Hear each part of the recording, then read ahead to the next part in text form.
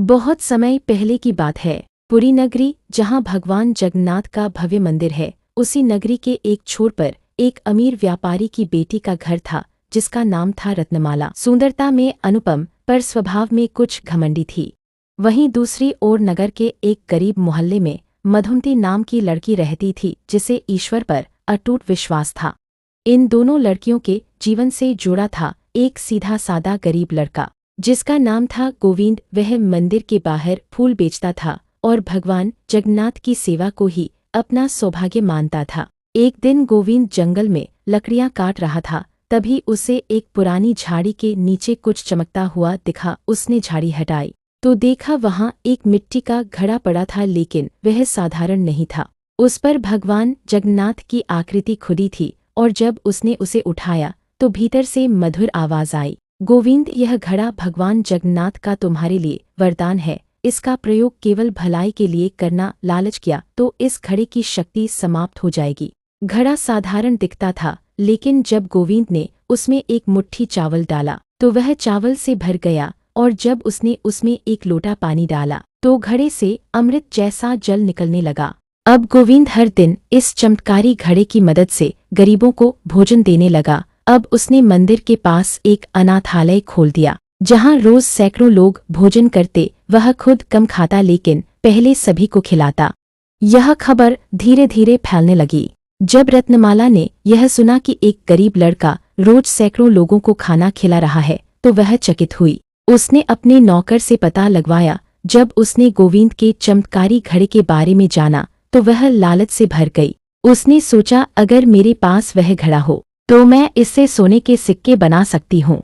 मैं सबसे बड़ी धनवान बन जाऊंगी। वह सजे धजे वस्त्रों में गोविंद के पास पहुंची और मीठे स्वर में बोली, गोविंद, तुम बहुत पुण्य करते हो। मैं तुम्हारी मदद करना चाहती हूँ। क्या तुम मुझे वह घड़ा एक दिन के लिए दे सकते हो? गोविंद विनम्रता से मुस्कुराया और कहा, यह भगवान का दिया हुआ वरदान है। इसका उपयोग केवल भलाई के लिए हो सकता है। मैं इसे किसी को नहीं दे सकता। यह सुनकर रत्नमाला अपमानित हो गई और प्रतिशोध की भावना से भर गई।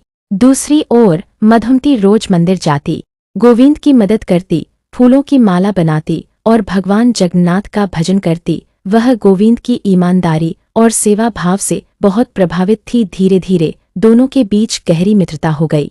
एक दिन मधुमती ने पूछा, गोविंद, तुम इतना सब कैसे कर पाते हो? गोविंद ने घड़े की सच्चाई बताई, पर यह भी कहा, यह घड़ा भगवान का है। अगर मैं इसका एक दाना भी स्वार्थ में उपयोग करूं तो यह अपना चमत्कार खो देगा।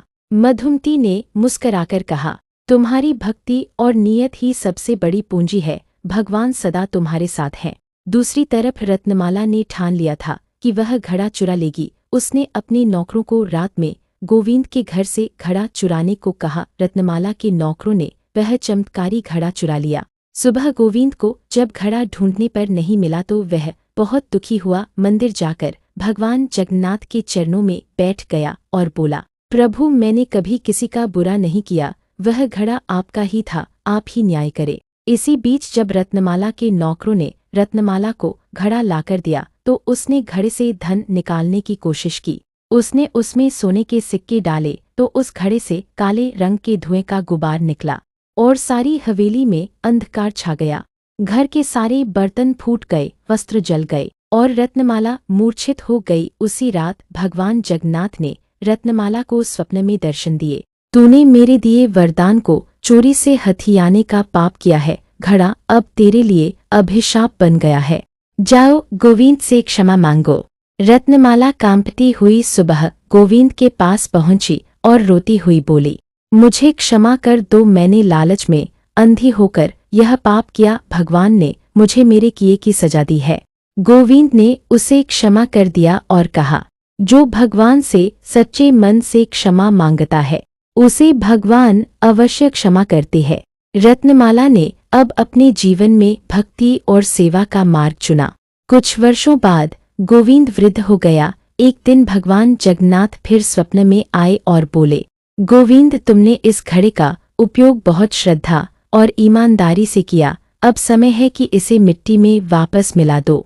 गोविंद ने अगले दिन भक्तों के सामने घड़े को मंदिर के पीछे जमीन में गाड़ दिया। वहां से अद्भुत सुगंध और प्रकाश फूटने लगे। उसी स्थान पर आज भी एक छोटा जगन्नाथ कुंड है, ऐसा पुरी के पुराने कथानकों में बताया जाता है। मधुमती और गोविंद ने जीवनभर सेवा की। रत्नमाला ने भी बाद में एक अनाथालय खोला और लोगों की सेवा करने का काम किया।